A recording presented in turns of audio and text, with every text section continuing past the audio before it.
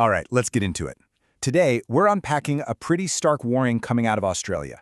A message that one journalist thinks is a scary preview of where the rest of the West, including America, could be headed. We are completely screwed. Wow. Those are not my words. They come directly from Australian commentator Erin Molan, and they really set the stage for the urgent message we're going to break down today. So what prompted this? Well, it all stems from a horrific massacre in Sydney. This was an event that didn't just shock a country that isn't used to this kind of violence, but in this journalist's view, it was a symptom of a much bigger problem. See, Molan doesn't see what happened in her country as some isolated incident. For her, it's a direct cautionary tale for other Western nations. So what exactly is this warning, and what are the parallels she's drawing that make her think America needs to listen up? Let's dig in. To really get a handle on this warning, we first need to understand the person who's delivering it. So let's talk a bit about Erin Molan, the prominent voice at the center of all this. So who exactly is Erin Molan? Well, she's a well-known journalist in Australia. She says her father was a major general in the army, and that gave her this deep-seated love for her country. It's also really important to know how she frames her own perspective here. She makes it clear that she is not Jewish, but sees herself simply as someone with, and these are her words, a brain who feels she understands the stakes and where this stuff ends.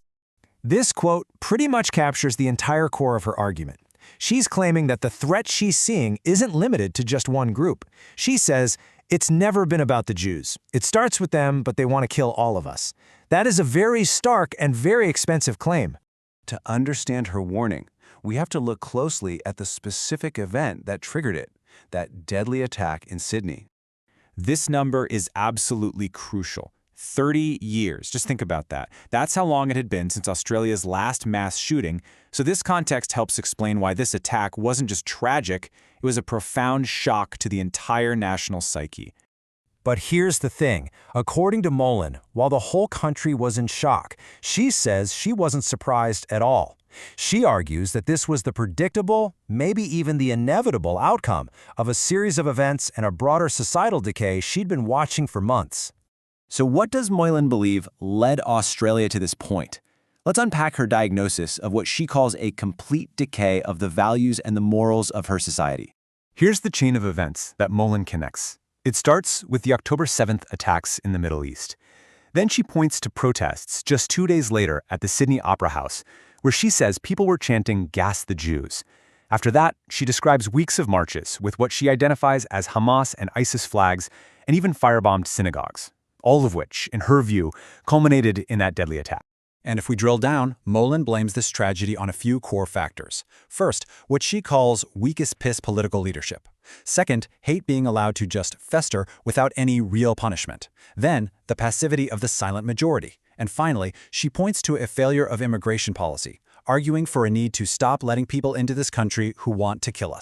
So beyond the causes, Molan gives a really detailed account of the attack's aftermath, both from an insider's perspective and from a deeply personal one. She also presents this counter-narrative to some of the initial criticism of the police, based on a text she says she got from an inside source. This account claims 5 officers were on the scene before the shooting even started, and they were immediately fired upon with 2 of them being hit. The remaining officers then got into a gun battle, outgunned with Glocks against a rifle, and they actually ran out of ammo before a highly trained detective arrived and neutralized the threat. And this contrast between the tactical details and the human impact is really central to her whole account. On one side, you have the facts of the police response, and on the other, you have her personal experience. Her chest was tight just walking her daughter to school, and this overwhelming sense that Australia's dream of being an enchanted place has been completely broken. So for Molan, this isn't just a tragedy to be mourned. She frames it as a national turning point, a moment where Australia has to make a fundamental choice about its future. Her message is direct and it's crystal clear. The time for silence is ended. We can no longer afford to be silent. She believes that the laid-back, lazy Aussie attitude, as she puts it, just isn't viable anymore in the face of what she sees as a very dire threat. So who is she talking to? The group she calls the silent majority. She defines them as the good, decent, wholesome people who she believes make up the vast bulk of the country. And her call is for them to drop their silence and actively declare, "Not on my watch." And that brings us to the final central question posed by her warning. After diagnosing the problem and identifying the players, she leaves us with this challenge. What happens when a nation's silent majority decides it's finally time to speak up? What does that even look like?